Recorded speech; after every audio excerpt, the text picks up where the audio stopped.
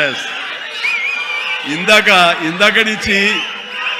నుంచి చాలా చెప్తూ నా అచీవ్మెంట్స్ గురించి చెప్పాను. Pawan Kalyan is my achievement, Ram Charan is my achievement, నా ఫ్యామిలీలో ఉన్న అందరు బిడ్డలు అందరూ కూడా నా అచీవ్మెంట్.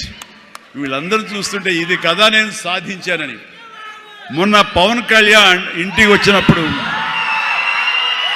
ఒక మాట అన్నాడు, అన్నయ్య నీకు ఒక మాట అన్నవాడి గుర్తుందా అని. ఏమన్నానరా, మన ఇంట్లో ఇంతమంది మీరందరూ ఉన్నందుకు, నాకు ఈ అవకాశం భగవంతుడు ఇచ్చినందుకు ఇది నాతో ఆగిపోకూడదు.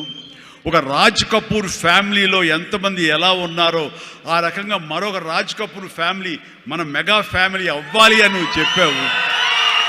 ఈ రోజున చూస్తుంటే తలుచుకుంటే నీ మాట ప్రభావం, నీ మాట మంత్రంగా ఈరోజు పనిచేసి మన ఫ్యామిలీలో ఇంతమంది 90 ఉన్నాము, 10 మంది దాకా ఉన్నావు అంటే కనుక నీ మాట పవర్. ఎందుకంటే నువ్వు చాలా నిష్కల్మషంగా అంటావు, అనేదో కన్విక్షన్తో అంటావు, అందులో ఎలాంటి పొల్యూషన్ ఉండదు కాబట్టి దానికి బలం ఎక్కువ అన్నయ్య. మంచి మనసుతో అంటావు, పాజిటివ్తో అంటావు అని కళ్యాణ్ బాబు అంటే అవును కదా అనుకున్నా.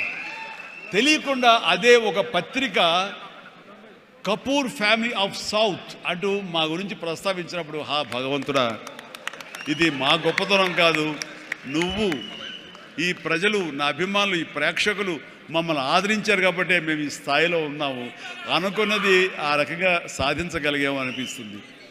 అండ్ గతంలో ఎప్పుడు నేను ఏ సభలోనూ ఇంత మనసిప్పి మాట్లాడుకోలేదు. అది మీతోటి నేను మనసిప్పి మాట్లాడుకునేంత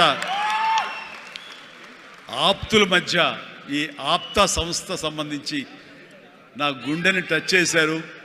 అందుకనే లోపల నుంచి అది తన్నుకు వచ్చింది కాబట్టి మనస్ఫూర్తిగా నా కుటుంబ సభ్యులతోటి, నా వాళ్ళతోటి నేను మాట్లాడుతున్నట్టుగా అనిపిస్తుంది.